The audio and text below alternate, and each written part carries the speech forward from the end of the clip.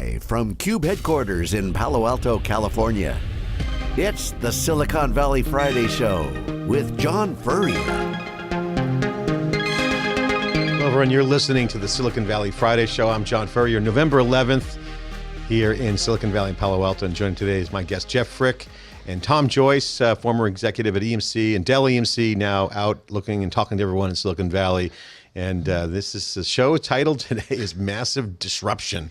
Obviously, the world is disrupted. The election on Tuesday, Donald Trump is the president-elect of the United States. I actually take a screenshot and say, like, I just couldn't believe on the screen, Donald Trump, next U.S. president. I was just blown away. Now, you told me 20 years ago Donald Trump was going to be the president. I told you 2 weeks ago. Tom, thanks for coming in. Appreciate you being our guest Glad today. Talk about the impact on technology industry, obviously entrepreneurship. You're talking to a lot of the VCs, looking for your next opportunity. You're talking to everybody. But, you were involved in the Dell EMC merger, which I got completely wrong. I told Stu, there's no way. In fact, EMC might buy Dell. Completely wrong on that. Last week I was saying Hillary Clinton was going to run the table on Donald Trump. Donald Trump wins, although I had a feeling that could happen, but I completely thought he was going to never get it. In fact, after that so-called tape in the van about women, I'm like, this absolutely, he's dead in the water. I think Hillary kind of thought the same thing. So we're going to talk about the election. There's really nothing else to talk about. There is some highlights. I did have a sit down on Monday night with Andy Jassy, the CEO, an exclusive one-on-one in Seattle, and we were up there for the Cloud Native Conference, which is about developers. And certainly that's a big disruption story, but overshadowed by the election, Jeff. I mean, it's crazy. Yeah, I think it is amazing. It shows that nothing is safe. And I think what people are losing in kind of the 50-50 split of the people is that Trump, he beat the Republican Party too, if you recall. They weren't behind him, and he beat the Democratic Party, and he beat the kind of the classic East Coast media. So it's really, I think, a statement on people are kind of pissed off with the status quo, regardless of your sides, because the Republicans weren't behind him either. This is not a Republican victory. It's really, I think, a referendum on the old ways, and people are ready for a real change. I mean, it's just amazing. I mean, I think looking at the Facebook feed, certainly my wife Linda was distraught. I mean, she was, emotionally torn, as everyone else was. They're protesting, and no one even knows what they're protesting. But obviously, Trump did not resonate with women. Obviously, that was clear. And my Facebook feed is lighting up with people outraged by this. And but the issue is that how did this happen? I mean, you look at what happened. I have posts on Facebook and a lot of engagement on. I mean, I wrote this morning, journalism needs a spanking big time because they were part of it. I mean, they were clearly promoting Hillary. And I think that resonated with the opposition. I think Silicon Valley also was heavily on Hillary. Well, I will tell you, flying back and forth to Texas in my last job every couple of weeks, you get different perspectives. And my whole family lives in Florida. And, they're all older people and they're retired and they're on fixed incomes and so forth. But even with that, talking to people that were for Trump, I had no clue.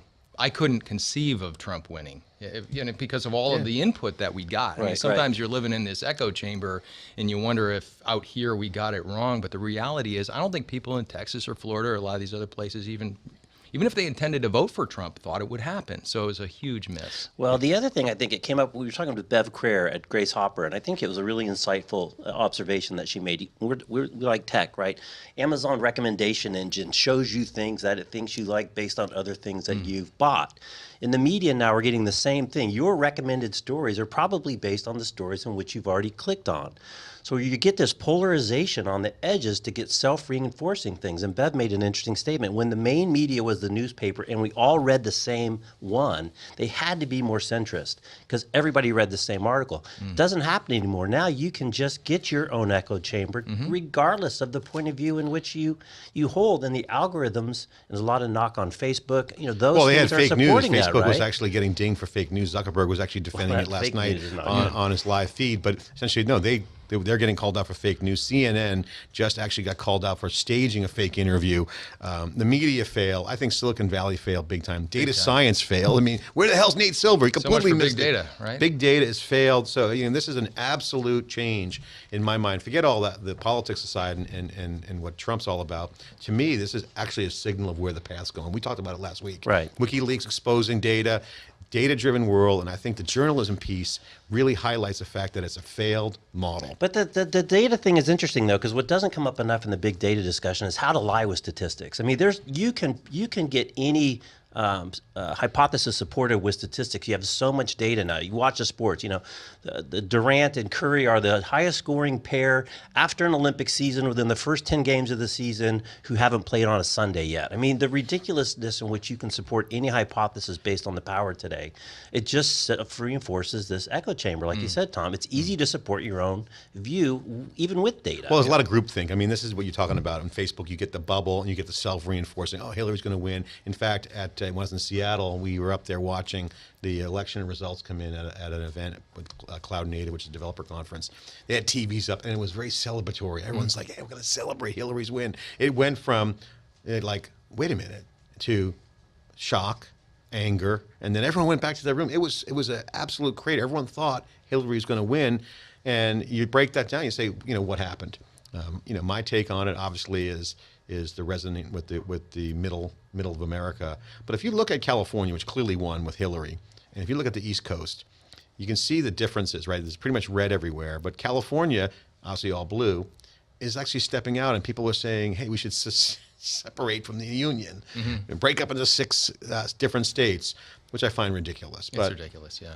Well, what's the irony, right? One of the ironies is one of the big signature moments of the debates was when Hillary asked Donald, will you accept failure graciously? Will you accept loss graciously? And when he did respond with the right answer, there was a huge hubbub. Well, now the tables have been flipped, and people are not accepting defeat graciously. A lot of people are. I'm actually surprised at the number of people who are not happy about the results, that are still publishing posts saying, we're in this together. We're still one country. It's part of what makes us great. We have to move forward. So that's encouraging. But a lot of people are not acting in the same behavior they would have expected the other side to do. I mean, let's talk about the impact, guys, on this, because, one of the things I look at right now is post-election, you really can't do anything. It was how our governed state works, our country works. It was not a rigged election, as people were saying. It was actually vote. Trump has a mandate to govern. So I personally respect that, but, I'm not happy with the results personally, and other people aren't. But what does it really mean? And I look at people in 2 perspectives. Are you causing a civil war kind of behavior, or are you admitting it and then getting involved? Because there's 2 types of people out there that I'm seeing in the social networks. People who are just enraged, they will go against the system, but they'll do it in a violent way, versus others are saying, hey, I'm pissed off, let's dig in and try to get more involved and make a change. So I think the impact of this is going to be one on a societal basis. The political science and social science couldn't have been more exciting in terms of helping change the direction, but also the technology industry is going to be impacted. So, Silicon Valley certainly went all in on Hillary, and I'm wondering what the impact, the backlash is with Trump. Outside of Peter Thiel, no one was supporting Trump, at least publicly. Your thoughts on impact of the industry? Well, I think at our age, right, it's different than these kids, the folks that are early stage, young engineers, young people in the startup community. They haven't had a loss like this. Over 35 years of voting, we've all lost. Everybody's experienced what happens. You get 4 years or 8 years of a person you don't like in the White House, and life goes on. You go back to work. You may not like how things turn out, but you go to work the next day. And, I didn't have a job this time, but I still went to work. I went out and started to meet with people. And, underneath this, it's really a separate phenomenon that the technology disruption is happening, is unstoppable, will continue to happen almost regardless. Now, the economics may change. What happens with the debt markets is fundamental. What happens to the equity markets is fundamental. But the technology disruption is going to continue. And the question is, how do you play it? How do you play that in terms of, where you get your investment from, where the growth is, where the opportunities are? Well, it's interesting, Jeff. Technology disruption actually, I'm arguing, caused Trump to win. And let me explain. Twitter, technology company in Silicon Valley, he used Twitter aggressively to differentiate himself. Facebook, you mentioned some of the group thing, but that still was part of the social distribution. And some are saying that technology like Uber are putting people out of work in areas that don't get technology. So there's a backdrop and some narrative around, not that I agree with it 100%, but there's a narrative around, hey, technology is eliminating jobs. Dave Vellante always talks about, will jobs be displaced? Where do they go? So I think you got a tech scene here, and I think Silicon Valley is going to come out stronger from this, in my opinion, because of the epic fail of all times here in Silicon Valley with this election. I think people are going to rally and step up, because Silicon Valley, this was the first time you start to see Silicon Valley be more political.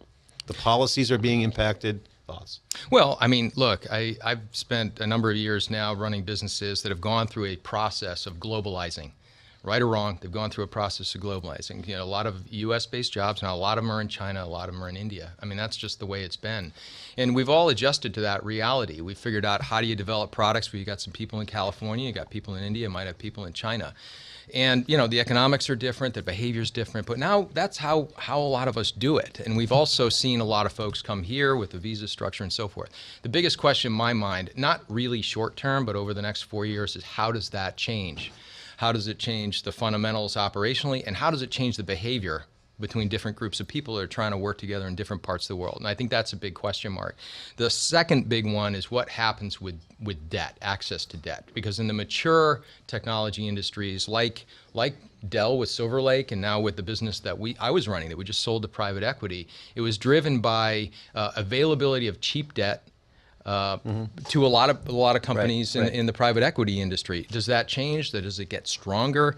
You know, so I think the dust needs to settle. But those, in my mind, are two of the biggest factors in technology that people aren't really focused on yet. Well, and the other thing is, who's he going to put in positions of power, right? Who's going to be his cabinet? You know, he gets to make a lot of assignments. They're talking about John Corzine, I think, from Goldman, potentially in the Treasury. So I think from a Wall Street and a business point of view, he's clearly, you know, a friend of business. But I think the leadership thing. But to your point, John, social, it's the Arab Spring. The voice is not singular anymore. It comes from all over. So it could be lies, not lies, truths. But there's no single point. There's no Walter Cronkite that we all watch at 6 o'clock anymore. And it makes me actually want to do more politics. And I was talking to Rob Hover, editor in chief, and like, you know, we have to get involved in the political conversation on SiliconAngle.com. And we're going to look at that. And we have the Tech Truth, obviously, which we're funding, the nonprofit. And this is important. I mean, I think the data is really critical. It's not this the New York Times anymore. It's not about those papers, CNN. They're failed. They completely failed this election, in my opinion. This is about data, because now we're connected in a network. So that is the key. Yeah, I think you're right. I think it is also about people, though, too. I mean, I was in Dubai, 6 weeks ago, and the people I talked to, they didn't want to talk about the business. They wanted to talk about, are you idiots really going to elect this guy? And, you know, I've gotten LinkedIn messages and tweets over the last couple of days, like, what happened? You know, from people in UAE and places like that, you know, people that are really scared. And if I was still running the business I was running, I would be talking to my folks in India. I'd be talking to my folks in China saying, look, you know, we're going to work together. Nothing is really changed in terms of our relationship. It's an unprecedented election. If you look at this, and that's why the protests I'm not too hardcore on, because it was kind of an unconventional election. So the unconventional response is warranted, in my opinion. But you got to give Trump, you know, a shot to look at what he can do. The thing about Trump is he went radical on the campaign because he had no other. He's underfunded. He had no chance of winning unless he took it to fighting style. And I think that was his strategy. He stuck with it, and hey, he won. The second thing is Trump was a Democrat, so he's got some liberal. He's also a businessman. So the question is, will he go radical right wing, or will he be a centrist and do the right thing by not overplaying his hand on the Supreme Court to undermine Roe v. Wade? Will he come in and be pro-business, obviously building America, but not kill the international thing around protectionism? So this is what I'm looking at. And again, this is all going to thread back to Silicon Valley, back to Wall Street, back to business. And, you know, we're going to come back and talk about the vibes on the street after this break. And then we're going to get into our VC selection of the week, which is Bullpen Capital. And we're going to try to get a hold of Paul Martino on the phone, who's one of the partners over there. So let's see if he picks up. This is the Silicon Valley Friday Show. I'm John Furrier, and we'll be right back. I remember when I had such a fantastic batting practice, I walked by a couple of sports writers in that era. Hall of Famer Reggie Jackson. It was like, you were rocking it out there. I kind of hope I didn't leave it out here. Reggie Jackson. When the game started, I got back in that moment. I got back in what was live, what was now. Goodbye. I went and did something with ESPN earlier this year with Stephen Curry. They said, Reggie, we want you to come up and watch his practice, his pregame. You know, it was very similar to your batting practice where people come out and watch, etc. And I watched the dribbling exhibition. I watched the going between the legs and the behind the back and the fancy passing, etc. And I watched the shots. And the guy asked me what I thought of the show. And I said, well, it's a cool show, but I'm going to see all that tonight.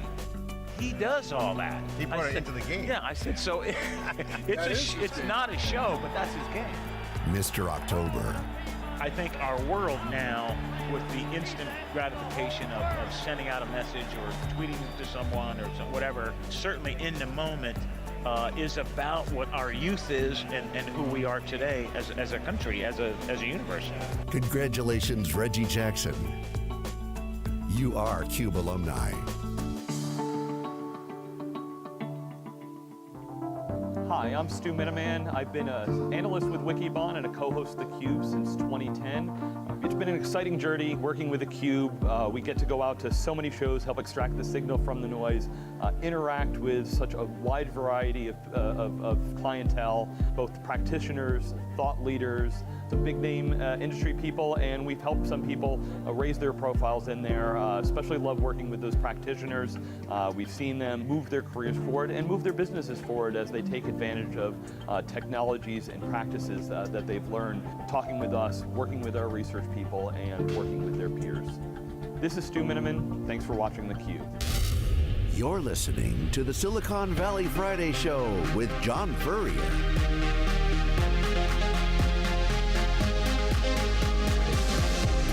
Hey, you're listening to the Silicon Valley Friday Show. I'm John Furrier. My guests this week, Jeff Frick and Tom Joyce, executive in the industry, prospecting, looking for his next opportunity to run a company and or help the digital transformation. Guys, we just talked about the election. Just didn't talk about it. But the other thing I didn't mention was I had a one-on-one with Andy Jassy. Talk about disruption. I had a one-on-one with him. Jeff, he's a sports fan. He's got a sports bar in his basement. I saw had a two-hour conversation. Andy Jassy's the CEO of Amazon Web Services, and he's awesome. He's just like, he's got the tiger by the tails. He's disrupting the world and actually has leveled the playing field because now it's a cloud game, and he's just kicking ass and taking names, and he was totally candid. Now, I've interviewed Mark Hurd, Andy Jassy, all these execs, Michael Dell. It's funny, they're all perfectly scripted. But here's the thing: I like to see who's got the good script and who can actually connect the dots and put some little breadcrumbs out there. Andy Jassy really did a great job. He stayed on message, but also shared a little bit about the future. And it's all about the cloud. It's like data center. Why would you need a data center? Now, you were just at Dell EMC, so they have data center business, but he's talking more long term. Thoughts on Did you ask him if he and Jeff are going to bring an NHL team to Seattle? I forgot to ask that question. I was too busy trying to get some we'll move on forward-looking statements from him, which you'll see an article come out. I'm going to put a feature story on it. But this is about the next wave of disruption. Again, back to the whole election. The world has changed. The fact that Amazon Web Services, a book company, e-commerce company, now has one of the best infrastructure businesses powering applications, powering social networks. This is what's going on. The election points to that, and this is all about the disruption. I mean, this is a massive disruption. Yeah, I agree. I think it's a wipeout, and I think it's a having been inside of HP for 5 years, inside of Dell for a year. What was interesting is, not to talk too much out of school, I'm a big fan of Microsoft. I actually prefer the Microsoft cloud stuff to the AWS stuff, and I see a big change in terms of how customers are actually adopting that. But in the business that I was running, I didn't spend any CapEx last year because we were doing it all on Microsoft Cloud. Oh, that's amazing. So talk about that decision, Tom. Imagine this. I'm not going to get in trouble with Michael significant. Dell here, but I'm inside a server company. I didn't buy any servers for a year. Why? Because I had a really distributed engineering organization with like 950 software engineers, right? And when we needed to do something new, we just spun it up on the cloud, right? Now, there are opportunities to play that for hardware companies. There's different ways they have to do it, and there's a lot of customers who are going to still buy hardware, but I didn't. Right. And nothing held us back. And that was a big change for how I would have done it, 2 years ago or even 1 year ago. But when I saw that, I'm like, this thing's over. All right, so your focus is now on innovation. It's getting those guys productive. It's not on do we have enough storage? Do we have enough Didn't have to think about it. Capacity? Just to think about it. You're listening to Tom Joyce, former Dell EMC executive, former executive at HP, and also EMC, and obviously Jeff Frick. Guys, this segment really is where we do the VC of the week. And this week, our selection was between Sherpa Capital and Bullpen. I tweeted out last night, but we're going to go with Bullpen Capital. Paul Martino, the founder over there, Duncan Davis, also another partner. They've added more staff, but these guys were contrarians. In fact, Paul Martino predicted the election, and with Trump, because he was, he grew up in Bucks County, which is the bellwether, predicted every election. It kind of represents in Pennsylvania all the elections. So he had a gut feeling, but he's a great entrepreneur. Paul Martino, founder of Bullpen Capital, is what I call blue collar entrepreneur. He started Tribe, one of the first social networks. He sees things early. He's got a great gut instinct. Invested in Zynga. He invested in FanDuel early. Saw that whole trend towards the democratization. Super smart guy. Graduated from Princeton, computer science. But he's kind of a blue collar hustler, and he recognizes hard work. Lives on the East Coast, but kind of a contrarian. Started Bullpen Capital because of all the seed capital coming in. He created a nice bridge formation where he actually funds companies that get the hustle going, but aren't VC ready. Meaning the VCs, it used to be like when VCs would look at a deal, oh, that's got hair on it. That's a term that they say, meaning it's got baggage or a bad capital structure, or it might not have the growth trajectory. Paul's team actually looks at that in the spirit of betting and hustle and say, hey, I like that company. We're going to come in and formally bridge you. So he's played a big role in the entrepreneurial ecosystem, but he's also got a good sense of that. So Bullpen Capital is doing some great work there. I think my critique of them is they don't do enough of it, and they got to get out more action in Silicon Valley and more on the East Coast. So that's kind of my take on them. Thoughts on your guys, the formation of the VC world and how that impacts. Well, it's just interesting. It used to be a very short list of top VCs, right? It was Kleiner, it was Sequoia, there's a few more, and then it fell off. And we've seen, especially on the enterprise side, a lot of guys that are younger, they're hustling. It's not kind of the traditional group. And as we've talked about on other shows, John, they're out working. People aren't coming to them all the time. They're out at AWS reInvent. They're out at these big shows. They're looking for the innovation. So I think it is a hustler's market. My only comment on Philly is we got to do a CUBE gig in Philly. I've been waiting to do a CUBE gig at Philly. I talked to Josh at First Round Capital. We got to do a CUBE gig at Philly. So we got to. Paul's had his success and failures, but he's made a lot of money recently. So I think he's actually got a box, and he's a big Phillies fan. So we should talk to him about that. But the blue collar thing is interesting because if you look at Y Combinator, I once said when Y Combinator came out from Boston here, I said it's the community college of entrepreneurship. Yeah. And I didn't mean it as a negative. I meant it as, the elite schools like the Ivies and Stanford. You go there, and the VC's very clubby, traditionally been clubby in here, and that you have to get through a recommendation. And then what you saw in the past 10 years with Web 2.0 and now with cloud is that anybody can start a company. An immigrant coming to the United States, it could be a young entrepreneurship that's not on everyone's radar, that can become a rock star literally overnight. And I think that's the key. Yeah, I mean, it's interesting to me when I haven't really dealt with the VC community for about a year and a half, 2 years, and in that period of time, everything changes like 5 times. But stepping back into it and having a lot of meetings with folks, what I also see though is a lot of the larger established VCs stepping down and trying to do more seed. And not taking as many of the big bets, trying to get earlier into some of these things. And they're not always really well set up to compete with guys like this who are really, capable of doing it retail, on the ground, spending time with people. I think the seed market's a tough market. You got to have a good nose. You got to have a good nose for the deal. It's hard to put $1 billion to work at seed transaction levels. It's just a transaction. But they are going to compete with some of the folks that have been doing seed and angel investing to a greater and greater extent. But you got to get past the seed round. I think that's what Bullpen's done, and the best winners now are coming in the seed, and they're going what I call cradle to grave. Like an Andreessen Horowitz plays this. They get early and they take it all the way through, and they don't share. And it used to be a sharing culture. So let's try to call Paul up on his cell phone, see if he picks up. I mean, Paul is like, I call him the Reid Hoffman of blue collar entrepreneurship, because Reid Hoffman founded one of the social networks. Paul was also one of the founders of one of the first social networks, and doesn't get all the credit that the Reid Hoffman gets. But let's see if we can get Paul on the phone here. Okay, come my little blue cube.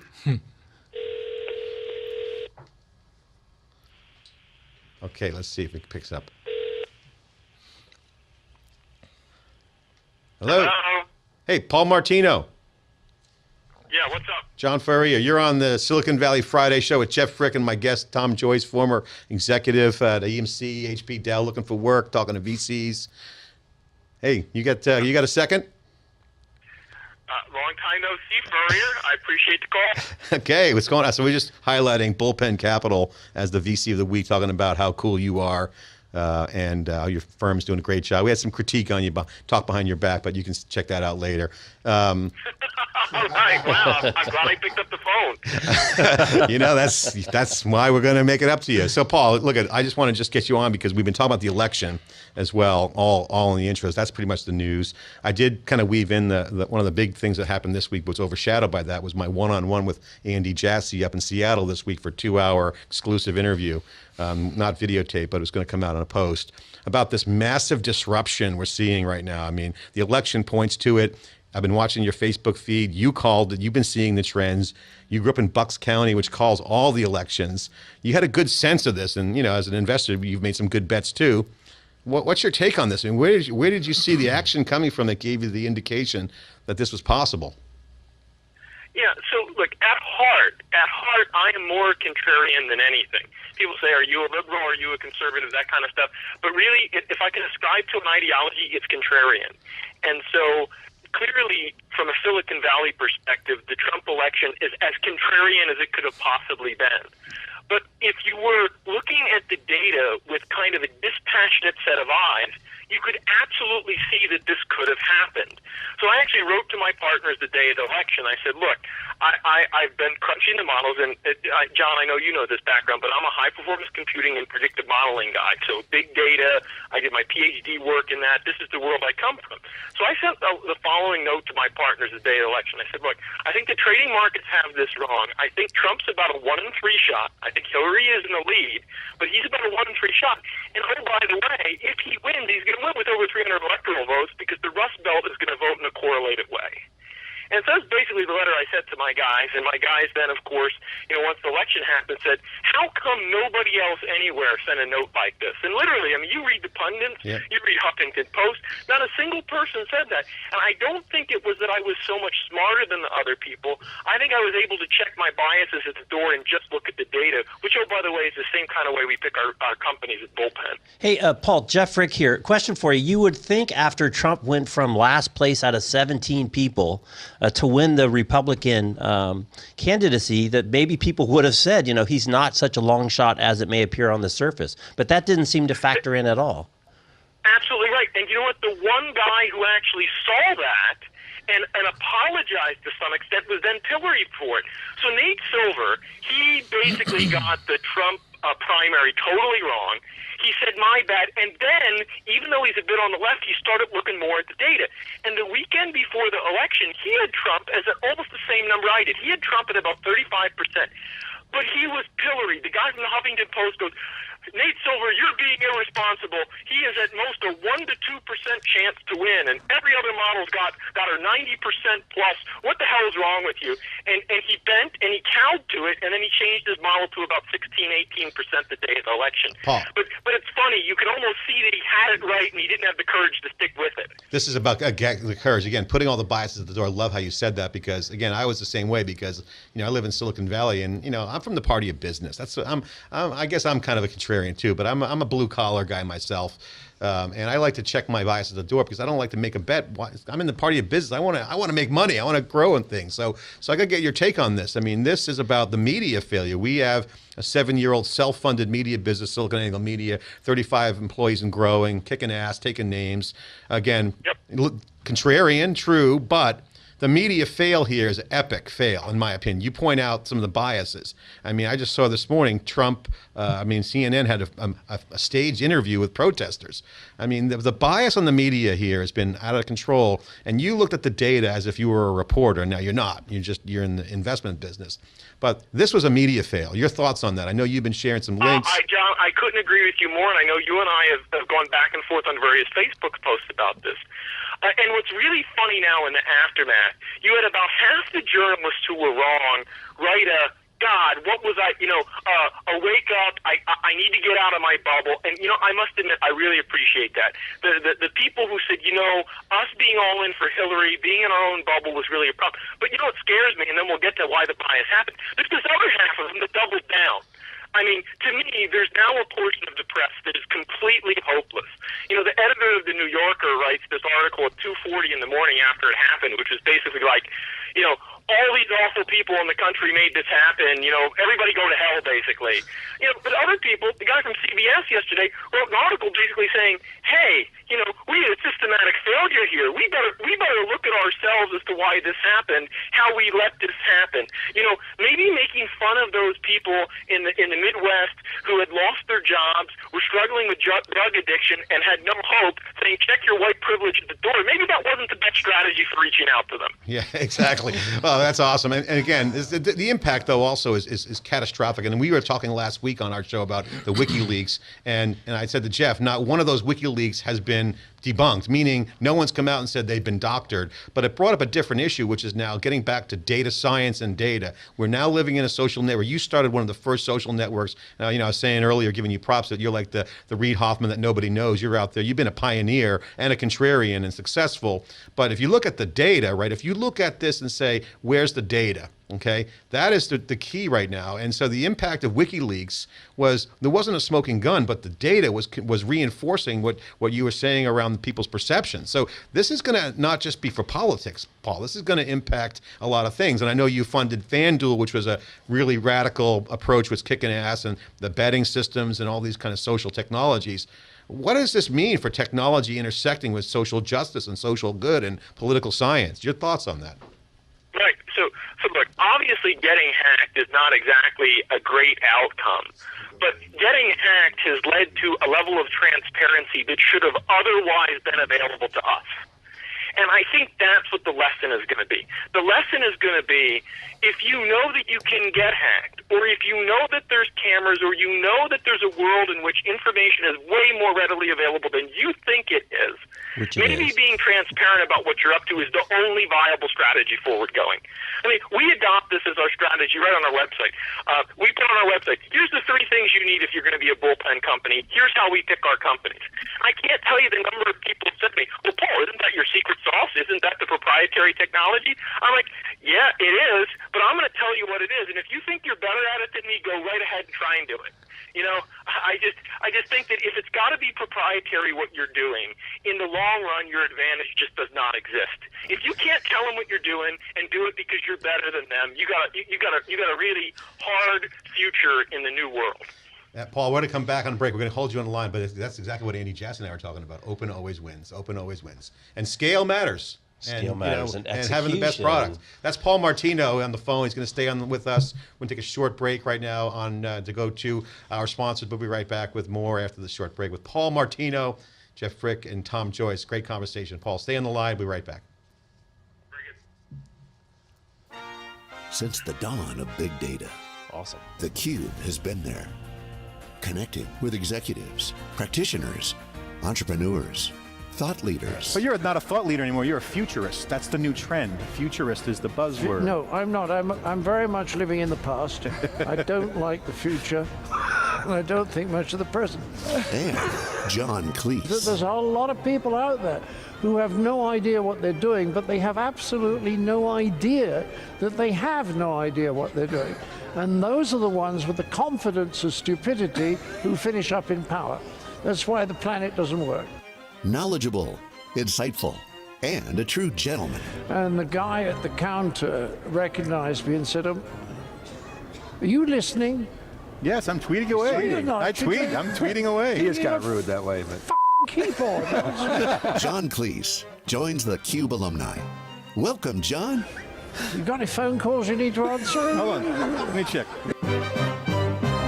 The Cube is a comfortable place. You come inside the Cube and we have a conversation, almost as if it were a chance meeting, and we have a discussion about a particular topic. Our philosophy is everybody's expert at something. Everybody's passionate about something and has real deep knowledge about that something. Well, we want to focus in on that area and extract that knowledge and share it with our communities. Folks who have never heard of it before come in the Cube and say, wow, this is really cool what you guys are doing. It's unique, it adds value to the community, and it adds value by really sharing information. I can't tell you how many people stop me at conferences or on the streets, on our airport, say, hey, I love your show. People that I've never met before. They say to me, I know you, you don't know me. I watch the Cube, I queue up your videos, I listen to them while I'm on the treadmill. You know, it helps me, learn, expands my knowledge. Thank you. So it's really an honor to be part of that community. This is Dave Vellante. Thanks for watching theCUBE. You're listening to the Silicon Valley Friday Show with John Furrier. You listen to the Silicon Valley Friday Show. I'm John Furrier, and joining me today is Jeff Frick and Tom Joyce, and special call-in VC of the Week, Paul Martino, who picked up. And when the benefit of picking up is we don't trash you behind your back, and we get some commentary. Yep. Paul, thanks for spending the time. We appreciate it coming on. Appreciate that. Very good. Thank you. We had a great commentary in the last segment around the impacted election, and really appreciate your commentary as a geek in data analytics, and you get your PhD in this area, high-scale computing. Now I want to talk about the impact of technologies. Obviously, the election's behind us. The game has certainly changed. The trajectory of our country is going to be shifting. And I always said to people on Facebook, if you don't get involved, you're part of the problem, not the solution. So it's an opportunity to let Trump go do his thing. We'll keep a critical eye on him, certainly with SiliconANGLE. But more importantly, it's game on for a new trajectory, and we're going to see how it plays out. But the impacts are unknown, and certainly there will be impact on Silicon Valley. There's going to be impact on technology. There's going to be an impact on ratings, which we touched on. Guys, let's talk about this segment, the impact on Silicon Valley, technology, globalization. Paul's on the East Coast in Philly. We're here in Silicon Valley in our little bubble that's now been busted up. It's a global, the world is flat. I saw Thomas Friedman at the IBM event, and this is now happening. Thoughts? Yeah, nothing is safe. Absolutely. I mean, John, you said the right word. The Silicon Valley bubble has been popped in this regard, and I don't think anything healthier could have happened than that. One of the things I posted on my webpage once this happened, kind of out to my friends in Silicon Valley, I said, you got to remember the Mike Tyson quote, everybody has a plan until they get punched in the mouth. And to some extent, it's once you get punched in the mouth, once you get your bubble burst, once you realize there's this other world around you, the way you behave in these situations really tells you who you are. As an investor and board member, it's in a situation like this, I want to see how my CEO operates now. When everything's hunky-dory, great, up and to the right, you definitely have a different person than when you're in a spot where you got punched in the face. So I'm actually quite interested to see how a lot of disillusioned and upset Silicon Valley CEOs operate now that they realize there is another world out there. Yeah, it's a great point. Tom Joyce was actually commenting on our opening segment that, a lot of the young kids who are protesting never lost before or seen an epic loss before, and he was commenting, Paul, you were talking about, Tom, you were talking about that notion of just getting back to work versus all the cuddling going on. People are sending memos out saying, it's okay, like it's a tragedy, an election in a democracy was a tragedy, and all this cuddling at all these universities, it's ridiculous. Like it's an election. This is how the system works. It's a land of laws. You might not like it, but get up and get involved. Yeah, look, I have kids, right? The first instinct is, all right, how do I explain this to my kid who's sitting next to me and the other one's in college at a big party to celebrate Hillary Clinton, right? They haven't experienced this before, but the next day I realized, well, what am I going to do? I'm going to go to work, and I'm going to do my job, and I'm going to figure out how to play this, and I'm going to watch closely. And the message to them is kind of go to school, because, frankly, Mondale didn't win, Dukakis didn't win, and the country went on. And yeah, I'll tell you what pisses me off the most, to be honest with you, no matter what side you are on. The people who are saying I'm going to go to Canada, that's BS. You're an American, you're a patriot, or you're not. And, we all kind of have to pull our bootstraps up and get going forward. And I think, the comment about the entrepreneurs is key. Day one after the market fell apart in 2008, I was sitting in a startup that couldn't raise money. All right, what do I do now? And this isn't that bad. It's adversity. It's dealing with the dynamic but nature similar. of the world. This is the disruption. So the disruption, what do I do now? To Paul's point is how you act will define who you are as a person and a leader. And so, Paul, what's your take on that? What do you advise? I'll tell you one thing. I will tell you one thing that upset me a couple of years ago and really upset me yesterday, and I think this is something everybody, left, right, center, contrarian, not contrarian, FOMO guy in Silicon Valley needs to get on board with. The Grubhub CEO comes out and basically says, hey, look, you Trump supporters, you can feel free to resign. And if you guys remember what happened to the CEO of Mozilla a couple of years ago because of a campaign contribution to a stance that then President Obama had. He was ousted by his board as the result of political contribution, and the Grubhub CEO, and it's unclear how explicit he was about saying Trump supporters need to resign from my company. We need to all get together and say that behavior is unacceptable. That is un-American. That is un-Silicon Valley. That is un-meritocracy. We need to make sure we embrace everyone. We talk about diversity. Well, what about diversity of political opinion? That's got to be on the list, too. And I'm really strong on this topic. I will not tolerate that from my CEOs. I don't think anybody in Silicon Valley should tolerate a thought police firing people because of who they voted for. That's exactly you know what? You brought up a good point, and that was Derek Ellich or whatever but he also invented JavaScript, so it's not like he was just like some suit. The guy was a player, and by the way, he donated 10 grand, which is in the scheme of things is like pennies these days, right? It's 10 grand. It's like writing a check to anybody. I mean, the guy from Facebook donated $34 million to have Hillary elected. $34 million. Yeah, the thing that gets me is I think, Paul, what you touched on is we've lost the ability to have civil discourse with difference of opinions and have a conversation about it and agree to disagree. And now it becomes this inflated thing regardless of the size. Yeah, but the double standard, we've lost that. The double standard is he's brutal. talking about a double standard. He's talking about people who play the diversity card in an angry way, but yet don't balance it out on the other side. And that's what the journalists didn't do either. And this is a huge issue, this whole Mozilla guy and then the Grubhub, whatever his name is. I just heard rumblings about that. It's unacceptable. It doesn't foster any collaboration. It just separates and creates silos and less transparent environment. I mean, that's, to me, huge issue. Paul, thoughts? Yeah, look, when you can live in your own echo chamber, this is what can happen. I've had some of our CEOs raise really big rounds ahead of milestones, and I have this very special conversation with those CEOs. The day you believe what you're worth is the result of this financing, I'm going to put my foot in your you-know-what. And I'm going to be the guy calling you out every single day when you start believing your own BS. And you know what? I think that's a real service to do to those CEOs. For example, in a hot company, as it's up and to the right and everything is perfect, you need somebody in the room saying, hey, maybe everything isn't so perfect, or maybe all this data isn't so good. I talked to a friend of mine who was a Democrat strategist here in Pennsylvania yesterday, and he said a lot of the ads that were run here in Pennsylvania were explicitly directed at women, explicitly directed at the gauche behavior of Donald Trump. And he said at one of the meetings, he said, maybe we should make some ads that talk to the men of Pennsylvania, too. Maybe we should make some ads talking about Mike Pence and his positions. And they all said, no, get out of the room. We don't need that opinion. We're going to stick with this strategy. We don't need you in this meeting. That's the kind of behavior that potentially calls quitting the campaign because Pennsylvania was so important.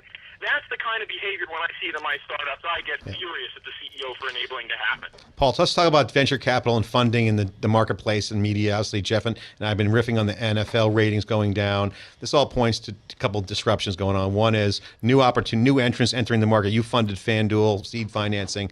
There's a lot of other competition for NFL. People are on Snapchat 24/7, Mindshare and other things. Thoughts on investing in this disruption and your thoughts on the NFL ratings? Well, so first half, there are always disruptions inside of our ecosystem. The level of groupthink in venture capital as a whole is very similar to the level of groupthink in Silicon Valley. And so there are always contrarian opportunities in venture capital, either by looking at out-of-favor categories, companies in out-of-favor geographies, or looking at founders with non-traditional backgrounds. You go look at all of the really successful stuff in our portfolio. Husband and wife team starts a fantasy sports company in Edinburgh, Scotland. That's called FanDuel. A talent scout and a cocktail waitress form a cosmetics company. That's Ipsy. Right? These are our best companies. Companies formed in LA and Edinburgh by people with not exactly the traditional kinds of backgrounds. Yeah. And you know what's common about these companies is a lot of other venture people didn't give them the right time of day because they didn't fit the pattern. And we just capitalize on the fact that those kind of built-in biases are across the system. Yeah. So what do you want to know about the NFL? How can I help you on that one, John? Well, first of all, we believe in the contrarian. We're a media company founded by people who had no media degrees of any kind. But NFL has been talking. Qualification.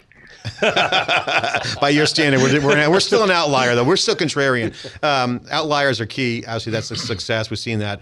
NFL is not an outlier. They've been doubling down on their $1 billion. Certainly, I'm a Tom Brady fan, so I am not a big NFL fan. But the ratings are down, and they're scratching their head going, what the hell's going on? They blame the election. They blame baseball. There's a lot of blame. But all those excuses are gone, and I don't think it's going to change. Is it a condition of just attention, or is there underlying causes to this, your opinion?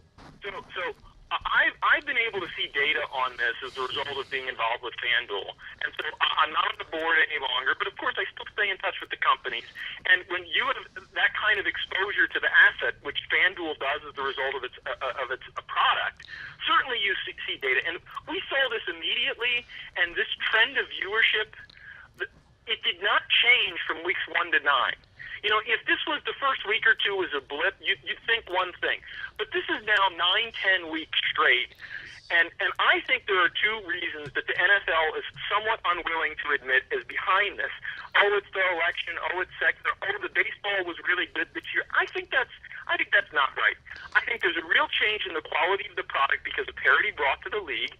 And dare I say this, maybe it's safer to say now, the Colin Kaepernick protest turned off a lot of people probably in that Rust Belt that voted for Donald Trump. Call me crazy. Well, too, I was going to say, just the consumption patterns. To me, it seems like it's it's bipolar, right? You're either totally into your fantasy and you watch your app and you watch your guy score points throughout the day, or you go to Red Zone. Why would I go to Fox or CBS or NBC when I can watch Red Zone commercial free? Well, I think there's that, and I think the other thing is my son and all his friends, they play football. My son's captain of the football team, plays every down, doesn't watch football on TV, doesn't watch anything on TV. They can't get him to watch TV. Why is that? Just because he's distracted? That's not the medium they consume things through anymore. They just don't want to do it. They don't want to sit in one They're room cord and watch cutters. TV. They've cut the cord. And, it's funny to me, just to say it, knowing nothing about this and having no data, the folks that were ahead of it were like World Wrestling. They were using the technology early. The NFL's not. They've been beholden to the old model. Paul brings up the point about the Kaepernick. Kaepernick reinforces the vibe, which is I want entertainment. I love football. I don't want politics jammed down my throat. Well, I think that's a big factor. That is short term. It might not be the reason, but I think he might be right on this. That whether you agree with him or not, this is an issue. Wait a minute. I want to watch football, not some bullshit media thing. One of the virtues of sports, and oh, by the way, let's talk about how good esports is and all the stuff you just said the NFL is not good at. Esports. I was at the League of Legends semifinal, and the final was in New York just a couple weeks ago. They built this for a millennial audience. They understood the medium in the way that UFC and WWE did. And the NFL, since they make so much money on broadcast linear television, they're stuck with it. It's difficult. They're the one that's going to get disrupted because they're the incumbent. The newcomers can disrupt them with the new mediums.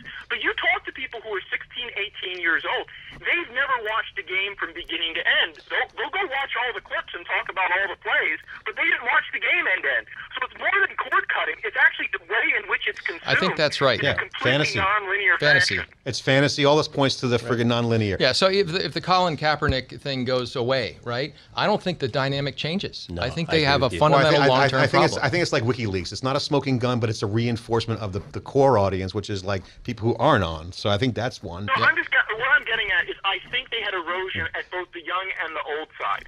Yeah. There was an erosion at the young side for all of the primary reasons that we're talking about, but there was an erosion of people at the more 65 and up Rust Belt area because of the following, and that's why the drop was perhaps as precipitous as it was. If it was one of the others, maybe it'd be down a few points, but the fact that they lost younger and older people all at the same time, that's surprising. And if you look, the drop in demographics is across the board as opposed to just the young people. And that's also why maybe the quality of the product and the parity in the league is something to look at as well. Paul Martino, thanks for taking the call and really riffing with us. Really appreciate the commentary and all. Insight was phenomenal, and the obviously discussing the impact would be great. Love to bring you back for another segment. I wanted to talk about the blue-collar entrepreneurship trend that's going on that we talked about last week. We have to do that another time. Thanks so much for picking up. Appreciate it. Pleasure being on with all of you. Thank you for the time. All right, Paul Martino. Thanks, Paul. Paul Martino, great entrepreneur. I mean, you can tell he's an entrepreneur, right? So let's wrap up the show. Massive disruption. he's a passionate entrepreneur. He's not a VC. He's not, even though he got a PhD from Princeton and a technical degree, he's not your, old, Harvard MBA, Stanford MBA, elite VC. He's a hustler. He's been an entrepreneur and now very successful picking contrarian companies. This is the model. This is the outliers are now the new standard. Yep. Guys, disruption. Let's wrap this up. Election, what it all means. Good, Tom.